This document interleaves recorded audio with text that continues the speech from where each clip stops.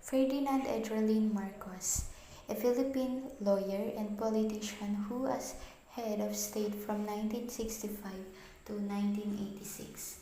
He established an authoritarian regime in the Philippines that came under criticism for corruption and for its suppression of democratic processes. Here are some achievements and contributions of the President Marcos in the field of science and technology. Many agencies, institutions, and projects were established, including National Grains Authority for the development of rice and corn industry, Philippine Council for Agricultural Research for the development of agriculture, fisheries, and forestry, Philippine Atmospheric, Geophysical, and Astronomical Services Administration or PAGASA to ensure the safety of the people, Philippine National Oil Company to promote industrial and economic development, National Academy of Science and Technology, which is composed of scientists with innovative achievement in the basic and applied sciences, Philippine Council for Agricultural Research and Resources, Plant Breeding Institute, International Rice Research Institute, Bureau of Plant Industry, and Bureau of Forest Products. Furthermore, President Marcos established the Philippine Senior High School in Mindanao and Visayas to encourage careers in science and technology. Maria Corazon Coangco Aquino, popularly known as Cory Aquino, was a Filipino who serves as the 11th President of the Philippines from 1986 to 1992. She was the most prominent figure of the 1986 People Power Revolution, which ended the two-decade rule of President Ferdinand Marcos and led to the establishment of the current democratic Philippine Republic.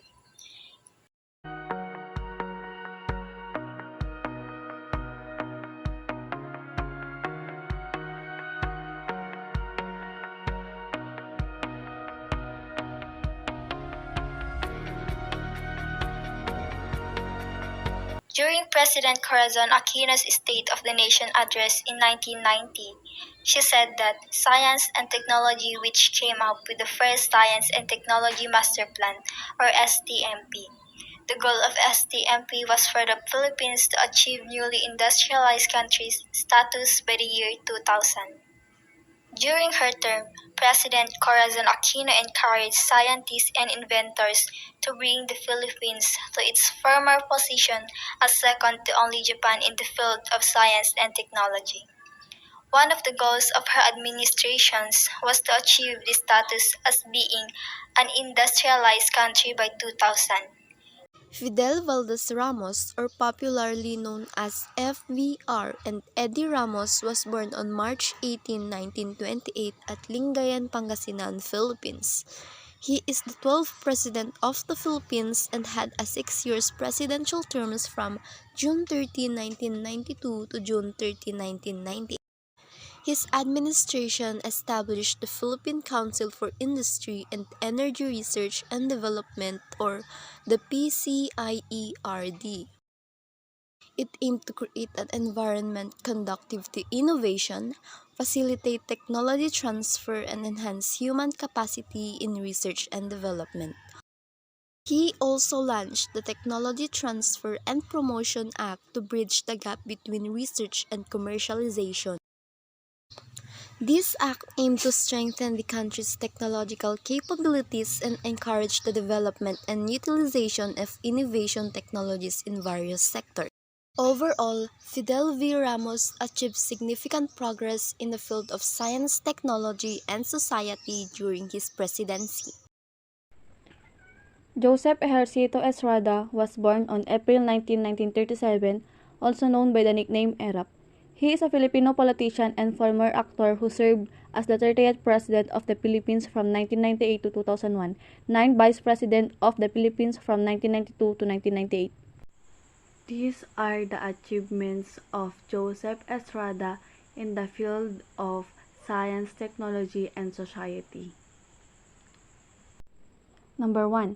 Philippines Clean Air Act of 1999 is designed to protect and preserve the environment and ensure the sustainable development of its natural resources. A comprehensive air quality management policy and program, which aims to achieve and maintain healthy air for all Filipinos. Number 2. Incentive for Regional Headquarters of Foreign Multinational, an act providing for the terms, conditions, and licensing requirements of regional or area headquarters, regional operating headquarters, and regional warehouse of multinational companies. It also provides a tax and duty-free operating environment for them and multiply entry visas to expatriates and their families as well as flat income tax rate of 15%. Number 3. Retail Trade Liberalization Act, law that intends to promote both Filipino and foreign investors to force efficient and competitive retail trade in the interest of empowering the Filipino consumer through lower prices, higher quality goods, better services, and wider choices. Gloria Macapagal Arroyo is a Filipino academic and former politician who was the 14th president from January 20, 2001 until June 30, 2010. Now, let us proceed to her achievements in the field of science and technology. During her administration, the science and technology sector of the Philippines was dubbed as the Golden Age.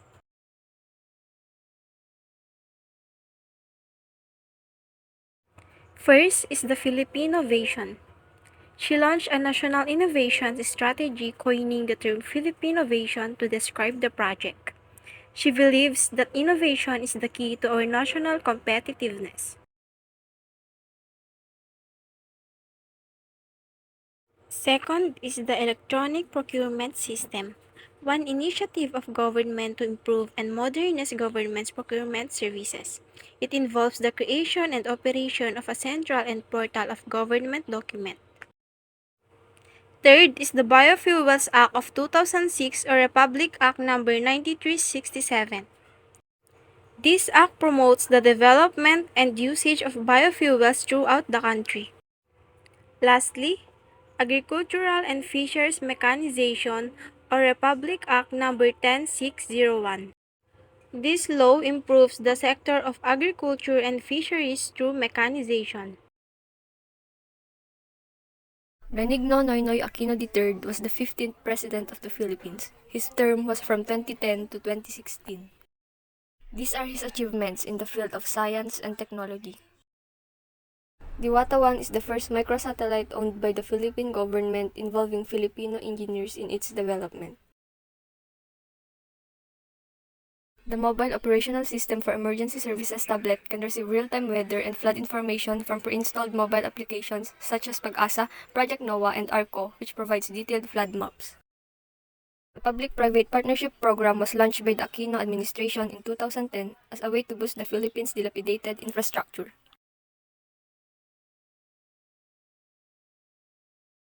Noynoy Aquino conferred 4 new national scientists for their contribution in the scientific field.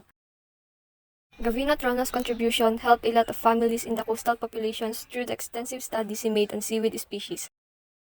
Angel Alcala served as the pioneer scientist and advocate of coral reefs aside from his contribution in the fields of systematic ecology and herpetology. Ramon Barba's contribution changes the seasonal supply of fresh fruits to an all-year-round availability of mangoes through his studies on the induction of flowering of mango and micropropagation of important crop species. Edgardo Gomez steered the national-scale assessment of damaged coral reefs, which led in national conservation. K-12 program aims to improve Filipino students' skills in mathematics, science, and linguistics to further exhibit competence in the global job market. Rodrigo Roa Duterte, also known as Digong Duterte, was the 16th President of the Philippines. These are the contributions of the Duterte administration on science and technology.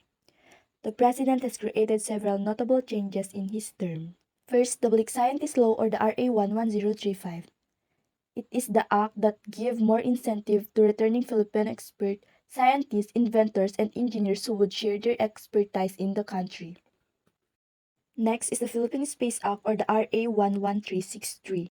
Now we can have an agency that we can control on our own and ends us from depending on other agencies to implement whatever plans and policies that we would like to craft coming from our very own Philippine Space Council.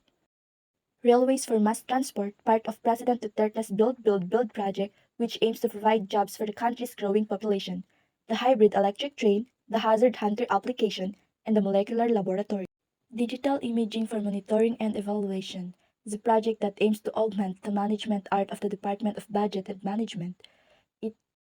Next, the color-coded agricultural guide map. enable farmers and fishermen to obtain interactive data on things related to farming and fishing to boost productivity. Diwata 2 Philippine-made macro satellite. With that capabilities, the Philippines became more updated on what's happening on its area of responsibility, making monitoring and problem identification real-time and easy, leading to faster problem solving. The Quezon City facility. President Duterte inaugurates 420 megawatts power plant in Quezon. The Kaliwa Dam project, a development of new water source in order to meet the increasing water demand by constructing a redundant dam for Metro Manila's domestic water supply. Ferdinand Marcos Jr., the current President of the Philippines. The most notable accomplishments of Marcos' administration are in the areas of helping ordinary Filipinos, sustaining economic growth, promoting the country as an investment destination, and in foreign relations.